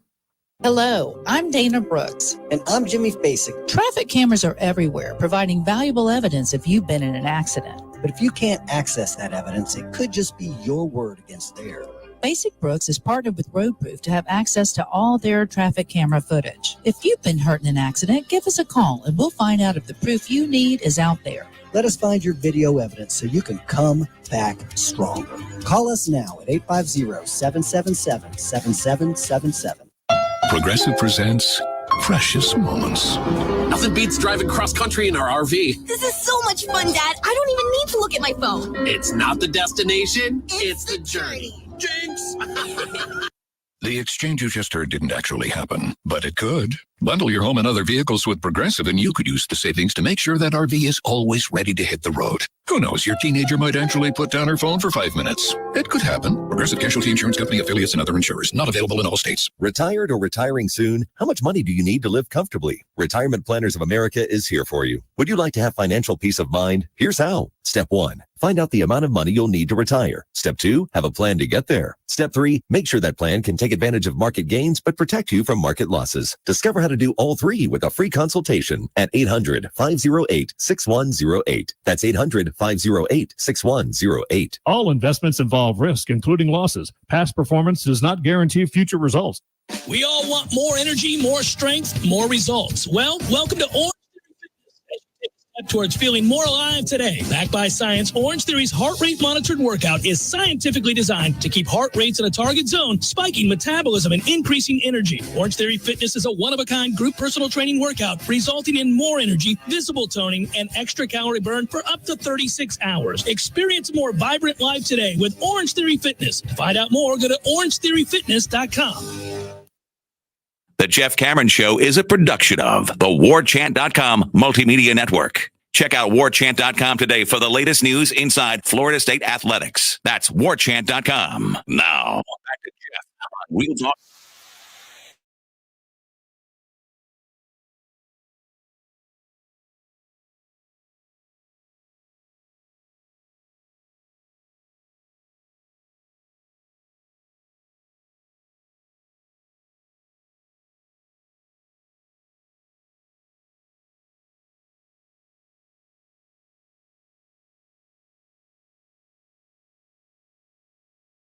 At ISF, obviously, and collaborative is always the key term there. Their efforts to help local and state government, obviously, national company ISF, and utilizing your vision and their technological advances and all those things that we tell you about. I'll tell you more about them in a second. But I was just thinking that the reason I call it a layup here these days, Tom, is that we just get to continue to attack the transfer portal. We get to continue to go back to that and talk about what gives. What does Florida State still need? And I am kind of curious because you did the piece, and I know we spoke very briefly yesterday and did like 40 minutes together so that we could put something on the feed. But I am throwing more weight your direction as I continue to recover here. What surprised you, if anything, about the Alabama players that you were able to dive deep on with somebody who covers them? Because I'm kind of curious who we think emerges as the best of the bunch, which is, or who is best utilized in this first year in the program at Florida State of the Alabama kids that we took in. I'll answer it two different ways. The thing that surprised me most is how forthcoming Clint from Bama Online was about the simplicity of Alabama's offense as run by Jalen Milroe, in that it's a 1-2 read offense, then he goes. I mean, that's how you would describe the Vince Young Texas offense. That was the Vince Young Texas offense, yes. From way back when, and which I can say now, way back when. And I find it intriguing then that Malik Benson in an offense like this, which is designed to isolate one-on-one matchups, there's a lot of pre-snap work that goes on here in terms of the motion and the quarterback's eyes look at different places. Like DJU will miss wide open receivers from time to time and go into a slump from time to time where you go, well, good Lord, it's not quite Chuck Knobloch trying to throw from second base to first. We wouldn't have brought him in. We wouldn't have brought him in. But there are times you go, well, that was wide open, my man. But the thing I would say in his camp and in his favor as to why he's a better fit than Cam Ward was a better fit than Cam Ward for Florida State is because of the variety of offenses he's run. He ran a true spread at Clemson, and then last year's offense under Jonathan Smith at Oregon State is multiple as hell. They had stuff like offset I formation, old school. They were fun last year, weren't they? Oh, man, a ton of fun to watch. Old school principles of I formation. They did do the gun stuff. A lot of things like Mike Norvell does where the H-back moves or the tight end moves to create angles and motion. They ran counter. They ran gap. So the offense was extremely multiple. DJ should be able to assimilate to what Mike is trying to do very easily. But what Mike does is finds and generates one-on-one matchups. And DJ's got a cannon, and this kid has track speed. So I think if you're talking about who had the least amount of production at Alabama, who could have a big year in 2024, I think it is Malik Benson. But then otherwise, I think the best fit was Terrence Ferguson, the offensive lineman. There was an opening for a starting job at center, and he could have played there. He could have worked out there in the spring, and he said, no, I'm leaving. The guard job was going to be a battle. He was an underdog heading into spring camp. Florida State had told some of its recruits, some of its targets, I should say, from the portal, that the guard jobs were open. So I think the most natural fit is going to be the offensive lineman. But I think the biggest boom potential is for the wide receiver. And all of these guys could be hits. Don't get me wrong. All of them could be hits, but I think those are the two most intriguing. Yeah, I find it fast. The reason I asked the question was because I think the answer is probably Earl Little Jr. And then that's why I said not named Earl Little Jr., because we both think he's going to be a guy that probably comes in, plays right away, and makes a huge impact. He's a dynamic player and a 5-star kid, and I think we're excited about. But offensively, I'm just trying to decipher how they're going to use all of this talent. Ferguson certainly comes in and starts, we think. And then from there, Benson. And listen, Jalen Brown's not from Alabama. He's from LSU, but another burner. They've got a lot of opportunities to kind of, I don't know, I guess, make the offense much more explosive down the field in the passing game than it was a year ago. That's where I think it changes, because I think they're going to be able to run the ball better than they did this year. Yep. They were not able to run the ball successfully. They struggled on first down a lot, but they'll have the requisite speed on the outside now to really make you play honest and stretch and challenge the entire field. And so that opens everything else up. It's going to be weird when we say there's a real distinct possibility the offense is better next year without Jordan Travis. And it's not because of Jordan Travis. It's because of what they were able to do to supplement this offense and the pieces they already had by adding to it with these dynamic receivers. And they already have guys coming back that are difference makers. I mean, I think Akeem Williams will be. Destin Hill will be if he stays. Vendravius Jacobs, again, big ifs, but the upside for these guys are huge. Are you worried about Destin Hill? That's not good. I'm always worried about losing a guy who I think has very real talent, and then you go out and you bring in all these receivers. Sure. Well, yeah, that's yes. Coming out of spring, the export market is going to be, I would think, comprised mostly of wide receivers. If you're talking about what's leaving Florida State, that makes sense. See, this is where I think it all starts with playing bully ball a little bit more. I keep on using that term. They might run the same scheme. Like, it might be the same thing, but they want to be able to run the ball more effectively, because I think part of the lack of explosiveness down the field was teams dropped safeties back. They said, keep it in front of us, and if you can run it, maybe we'll come out of it, and we didn't run it with great consistency. So I think that aided defensive coordinators and just saying, well, I don't know that you can run against me into a neutral front, so I'm going to give my guys more support against Keon Coleman and Johnny Wilson. And that's basically what you saw in the Clemson game. Was they're on islands. Clemson says, we're going to be fine, and we've got a safety over the top. We're going to be fine defending the run with our linebackers. And then at times they would load the box as well to dare Jordan Travis to beat them downfield. It got us out of rhythm. Mike didn't know what to do. And if you look at last year's completion rate in terms of downfield throws in the ACC, today there was a listing. College Football Film Room does these compilations, but it's Sports Info Solutions. We weren't even in the top 6 in the country. And if you said before the season, where are we going to place, in the conference, where are we going to place in the ACC in terms of downfield completion percentage, 15 or more yards down the field, buddy, I would have said top 3 without breaking a sweat. Part of that was because the reason for that was a couple of things. First of all, that was the throw that Jordan always made well. Correct. You know, we used to talk about Jordan has weaknesses as a passer, but along the sideline, down the field throws were something that he really excelled in.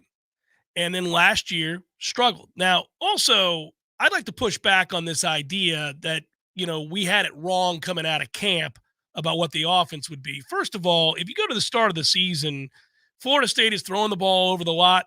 Obviously, LSU's defense is not very good. Florida State lit it up, 66 points against Southern Miss, and didn't even play well. Jordan didn't have a great game, and they lit it up. Obviously, they're out to a huge start in the first half of the Boston College game. They ended up with 31 points. I know that's not all offense, but that was then the flu thing hits, and we know all of that. But they were still putting up points, 39 points against Virginia Tech, kind of moving the ball any way they wanted. It's not until 41-3 against Syracuse did whatever they wanted. It's not until the injuries start to hit that you begin to see them really struggle, and teams begin to realize, okay, Johnny Wilson's out. He's out due to injury. Keon Coleman, after that contusion, which we now know was probably like a deep bone bruise, he couldn't run. I mean, going back and watching Keon Coleman's last third of the season, he's not even close to the same player. So you don't even have and then Destin Hill's ankle, and he's not even hardly playing. When he does play, he's got a hitch in the giddy up. Hakeem Williams gets hurt. All of the guys you would have suspected. Jaheim Bell, who's really fast in the first 3 games of the season and looks like a difference maker, and he's going to be there all year long, then he gets hurt. So the injuries just mounted and mounted and mounted. And, that was probably the number one reason, along with the fact that the offensive line, we might have got that wrong. There's no doubt. I thought they would be better. They weren't better. They took a step back last year on the offensive line. They did, and I think what I discounted at least was Robert Scott's value to the rotation and everything that goes into it. If he was healthy and playing left tackle for you, I think that moves some pieces around, and you're probably stronger as a 5, and you might look a little bit closer to what you did 2 seasons ago, but that just wasn't the case. So you had an offensive line that regressed for one reason or another. You had skill positions that got banged up as the season went along, and Jordan wasn't as good. I don't think, especially when it comes. Wasn't as good, no. When I'm talking about downfield throws. Throws, he wasn't as good, and that was his bread and butter, which is where I would agree with you. If you're projecting out here, they want to be able to run their base run plays more effectively. They're bringing in some more offensive linemen to that end. Maybe some guys actually rise up through the ranks. It's going to be a really fascinating spring to see how that all shakes out. But then they've got speed to burn, quite literally, on the outside with a quarterback with a cannon. So you shouldn't a tweet that comes out like it did today where Florida State's not even in the top 6 in completion percentage 15-plus yards down the field. You are trying to build an explosive offense here that also can bludgeon you a little bit in the short area when you're trying to run the football. They're trying to do all things and trying to improve everywhere across the board. But if you're playing to DJ's strength, his strength is most certainly getting the ball down the football field with that cannon for an arm. When they targeted these receivers and we watched this play out in the manner that it did, I could only think about Mike's growing frustration as that year went on and the realization we don't have anybody to lift the lid. When they went out and got speed, I thought, man, he was pissed. Now, it's also pretty desperate, right? When you come to the realization that you can't lift the lid, then you suffer injuries, and you can't run the ball. How'd you go 13-0? I mean, that's a compliment, again, to this Florida State team and its complementary parts. That's the ultimate team discussion, right? That's the whole thing. Like, you found a way in special teams. You found a way on defense. You found a way to piece it together game to game. Because they wouldn't run Jordan either. Yeah. Wouldn't run him. Yep. And he either didn't want to run or he wouldn't run. And it was Trey, and in Florida, Trey was a man that night. And Trey knew that, he would have to be one of the primary difference makers. And then Tate made 3 or 4 critical throws to move the chains that helped you in big situations, coming off our own goal line in one spot, hitting Johnny inside the 5-yard line on a 3rd down in another spot. I think there was a 4th down throw in there as well. So you made enough of those fulcrum plays to put you in a position, and then Trey pushed you over the top. I mean, that's how you got there specifically in the Florida game, because there was such a small sample of games in which you didn't have Jordan. But it's just it is a dark irony to me that what Mike was trying to do the entirety of the season, which is protect Jordan Travis' health, is ultimately what got him hurt in the end, because he decided to run him down 13-0 against North Alabama. I don't think it was his decision. I think Jordan chose to run because we're down 13-0 to North Alabama, and we can't block their front. And I'm embarrassed as it's happening. And then you see, out of desperation, I'm going to make him play us honest. I'm going to run here, and then it's a fluke accident. It's a freak thing that happens, and it sucks. Yep. And it's frustrating. The one thing I would say about Burners is Kentron showed me something in the Orange Bowl. There was extra top end than I thought there was for Kentron. He can never stay healthy either, though. He got hurt in that game too. That is correct. But then also Destin. That's one of the misses from Brock in that game, was Destin absolutely made a fool out of Georgia's defensive back on a deep post. And that was early in the game too. He is going to be, I think Benson's got work to do to catch Destin, I think. But we'll see. Destin was always going to emerge as the year went on, in my opinion, as a really big threat in this offense, and then his ankle. Yeah. And the ankle was really bad. It wasn't a mild strain. If you look at what game is it? Is it the Pitt game? Pitt. Is that the catch against Pitt? And then there's no giddy up whatsoever. He's trying. He's cutting back across the field, and then you just see him hobble out of bounds. And then really you don't see him again to the bowl game. And it's so frustrating for him. It's frustrating for me as I'm about to cough, so mute me. So what I was going to say then, as you're coughing, is about 3 weeks from now last year, first week of February, we had an interview where you talked to Mike one-on-one. And if we can get that secured again for this year, I would love for him to be able to go on record. He doesn't have to name the players necessarily, but just go through the injuries, go through the list that we had to overcome, because everybody knows about Jordan and Florida State fans know that there's more than that. But when you list them all out, like we're talking out loud quickly here, but Johnny and Keon and Jordan and Robert Scott and Bless was hurt. There are 2 or 3 other offensive linemen that were hurt, a couple of the running backs, the defensive players. I mean, good freaking Jaheim.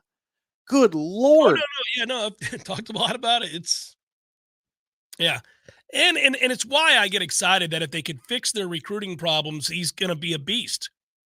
Yeah. Like when I say problems, like if they end up being elite in the world of recruiting, not just the portal, but in recruiting and getting top 5 classes stacked upon one another.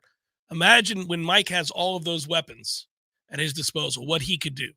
Because we've watched him manufacture it. Go back to even in the 5 and 7 season, there would be games within those games, within that bad season, where you'd go, how in the world are we in this game? How are we moving the ball? We don't have difference makers on this team, and we're moving the ball. They're creating the extra gap in the run game. They didn't have explosiveness. It was amazing. So that's why you get excited. So that's why you yearn for that next step in the off the field stuff. Our friends at ISF talk about them every week on Thursdays. Their expertise helping state governments solve the future through strategy, process, and technology. Big time, all across the country. I think it's 18 states, and they've been 40-plus years in business. Go check it out, isf.com. News now. A man has been charged in connection to the shooting death of a woman. Police in South Georgia were called on Sunday, January 14th around 2 p.m. to the Econo Lodge to a report of an argument between a man and a woman. The caller who reported the argument also said that the female was on the floor bleeding while the man left the scene. When officers got to the scene, they said they found the victim, Jessica Lee Hillard, 41 years old, of Tennessee, unconscious on the floor with a gunshot wound to her head. Hillard was taken to South Georgia Medical Center where she was pronounced deceased. Officers later searched the area around the hotel, and after receiving a tip that the suspect was at a Days Inn, they found Robert Lodge, 57 years old, of Tennessee, hiding in a maintenance closet. He was found with a gun that investigators say connected him to the shooting. He was arrested. If anyone has any information, you are asked to call the crime tip line at 229-293-3091. This is Rachel Lene with your Real Talk 93.3 Local News Update, brought to you by Macklemore Systems, Tallahassee's go-to Mac store. Check them out online at MacklemoreSystems.com.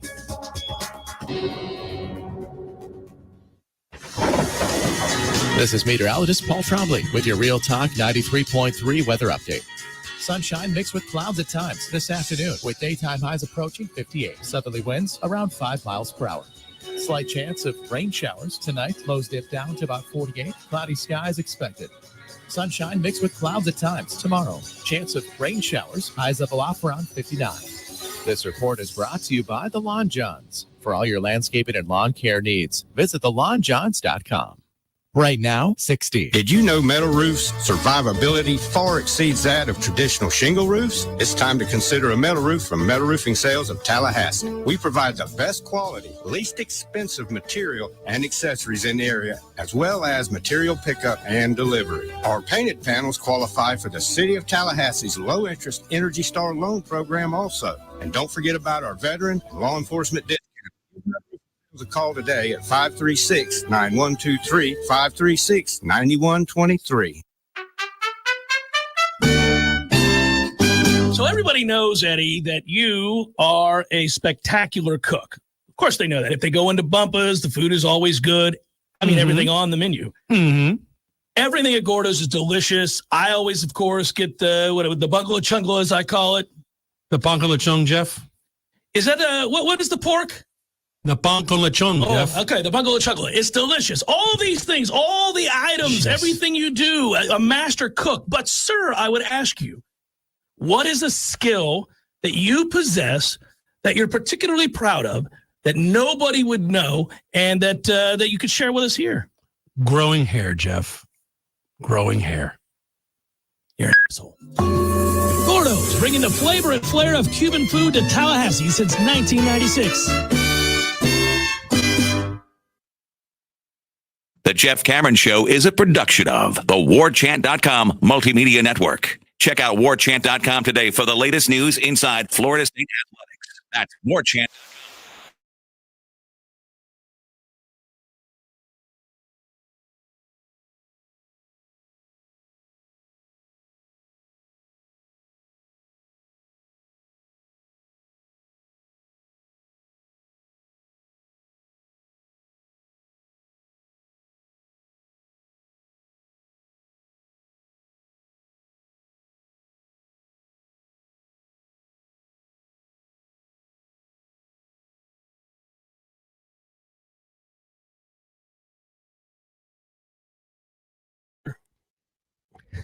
Tallahassee anyhow, which is kind of where I go these days. That's it's every week. I'm so enthralled to be able to get back to that, to be able to sit down each week and go, I can bet on golf this week. I think I will. And I did. And I'll watch today. Although I don't enjoy American Express because of 3 courses. Stupid tournament. Do it right. We don't need 3 courses. Do 2 if you want to do 2. You don't need 3. Got hockey wagers for us tonight, Tom? Just one. I'm back on the Lightning under train. I think this is a good spot to play the under, as they have a desperate and bad Minnesota Wild team coming to town, but they generally defend okay. So when you have a desperate team that defends okay, they try to play 2-1. Tampa will play games at 2-1, 3-2. It's a 6.5 total. Play the under. Kind of all over the map, aren't they, these days? I'm just saying, like, we were, obviously early for the better part of the first half of the season. You were betting overs. Now it's all unders on the Lightning. Yeah, I think in general, you're starting to get, now I know the All-Star break's coming up in a week, but you're starting to get teams that are playing a little bit more tight and desperate, because right now, for example, Tampa's chasing. They might look like they're in the playoffs if you just look at the point totals, but if you look at games played, they're probably at 10th or 11th in the Eastern Conference. So I think they're going to play a little bit more disciplined style of hockey. Their defense is kind of hurt. So I like Tampa. And at 6.5, I would just bet Tampa on the under for the foreseeable future, unless there's a one-off matchup against, you got your backup goalie in, and you've got a high-scoring team that they're playing. Outside of that, if it's 6.5, I like the unders for Tampa for the next little while. I like it. Thorough. Calgary's been playing better defense as well. I've been making some bets here and there on Calgary being able to keep that under 6.5 as well in their games. Well, so there are teams that are so safe right now, and they're not chasing history. Like Boston last year was chasing history, so it'd be good to play them every single time because they've got a ghost that they're trying to run down. But if you've got a team that's pretty comfortable, this is where they might take a mental break around the All-Star game, which makes them less reliable to play. I don't like the reliability of it. But when you find teams that are on that bubble, they already start to circle with about 35 games to go that they need to play desperate. So those games tend to go lower scoring once those teams play desperate. I'm getting to my weekend bets already. I'll have more tomorrow, but just so you know, upcoming for yours truly, I do have under 6.5 with Maple Leaves and Flames. Mention that. I've got Taylor Montgomery, Wyndham Clark, Tom Kim, Tom Montgomery, and Hadwin Cole and Poston in some variety of wagers and mixed. That's fun. That's fun. I mean, you top 20, the Hard Rock app, obviously, same with DraftKings. You can do FanDuel. All these will allow for top 20, top 10, top 5, winner. You can combo these things. You can have matchups. That's the best part, too. You can ride a hot hand. You could see a matchup where somebody's 7th ranked in the world facing, it grouped with somebody who's 38th, but the guy who's 38th has played much better golf over the last 6 tournaments. You can bet him for a day. You can bet him for the tournament to be the under guy. One of the plays I made earlier this year on the PGA was Scheffler. It's the Tournament of Champions. It's a par 73. Okay, I know it's a relatively easy course, but the winds are up in Hawaii from time to time. It's a par 73. He goes 64-65, I think, or 64-66 the first 2 days. The over on 66.5 was plus money on day 3. Is that right? You don't go that low 3 days in a row. You just don't. You just don't, yeah. Especially with a 73 par versus a 72. So he could have shot 6 under and I still win. So I'm like, hell yeah, I'm going to play that. That's one thing to do round to round over the weekend, is if you see a guy who's red hot and it's not a course where, 28 under is going to win. If they go low, and they're going to give you a number in the mid 60s. Oh, jump on it. Hammer the over. Hammer that over. Yeah. All right. So we got a quarterback commit. Now tonight, Michael Langston will talk about this. And this is not my realm. Trevor Jackson commits to Florida State. And you know what? People will get excited about that, right? But I'm using this as an opportunity just to point you tonight to what Michael Langston does. And he'll talk about that as he's 6'3", 190 pounds.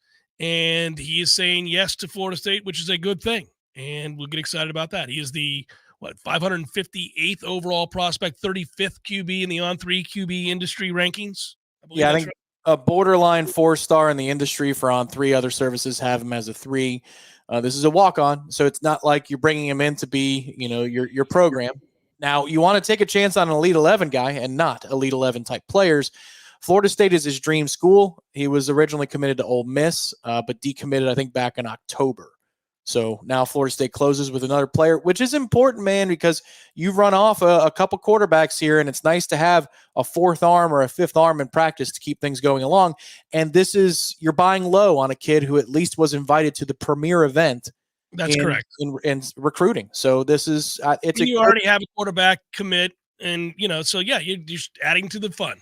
It's the perfect thing you can do. It's a walk-on designation. It's a kid Elite 11, but because he's a walk-on, it's not going to spook Cromenhawk into thinking, oh, should I decommit? Remember, we did that with Chubba Purdy and Sims years ago, and neither of those guys turned out at all. They actually played together at Nebraska, didn't they, for a spell there?